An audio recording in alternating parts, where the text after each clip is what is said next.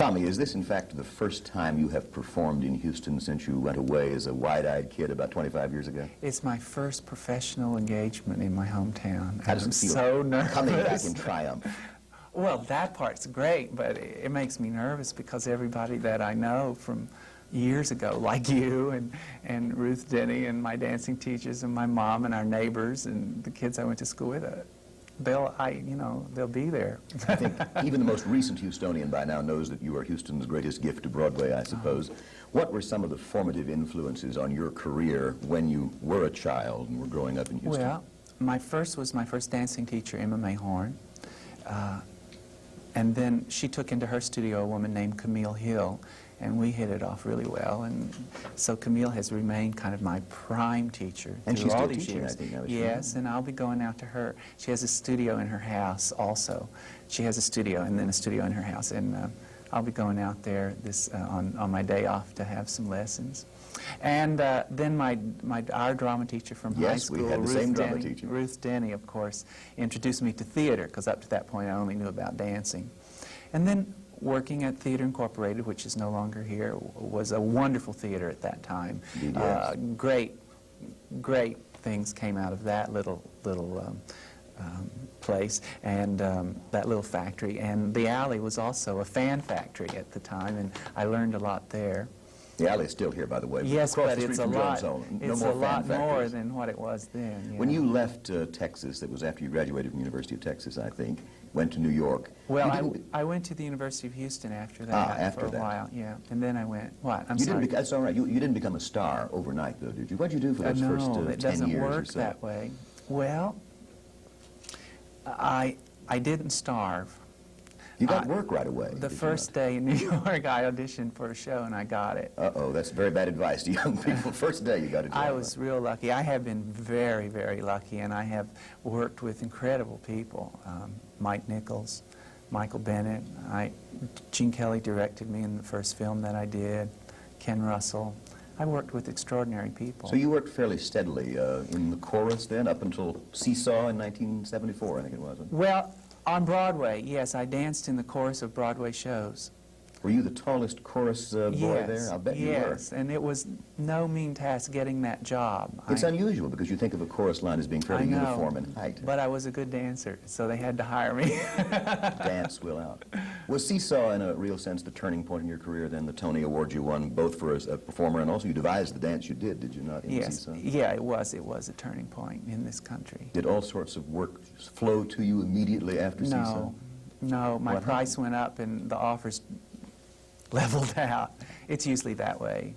I was talking to Rita Moreno. She won for West Side Story, an Academy Award, and suddenly there were no more offers because she had been propelled to a higher category. You know, and they wouldn't, things that they would think of you for, they don't come to you for because they think that you've gotten a swelled head and that you wouldn't take a smaller role, which is untrue, because sometimes the smaller roles are the best. Absolutely.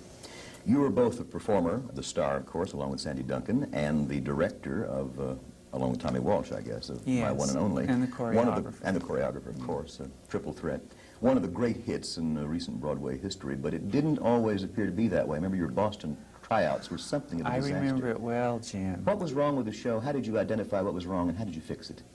Well, they fired the director. Peter Sellers, I think, was the young man now in Washington Kennedy Center. Because it wasn't working too well.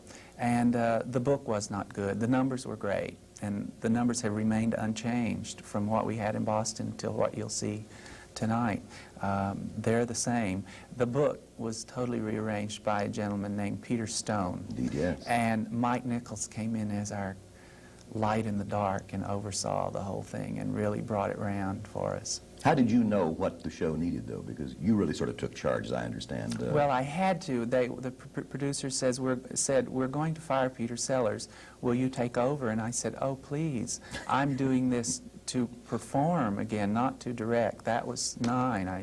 I did that. I'm doing this to change. And they said, well, then, if you don't, we'll have to close the show. So I said, give me my director's hat. And off I went. It was taxing. I'm sure it must have been. But we found it little by little. It was a strange piece that we brought around to being something positive and Well, I saw it in New York last romantic year. It's and- absolutely adorable, wonderful, Thank you. charming, delightful show. It's better now.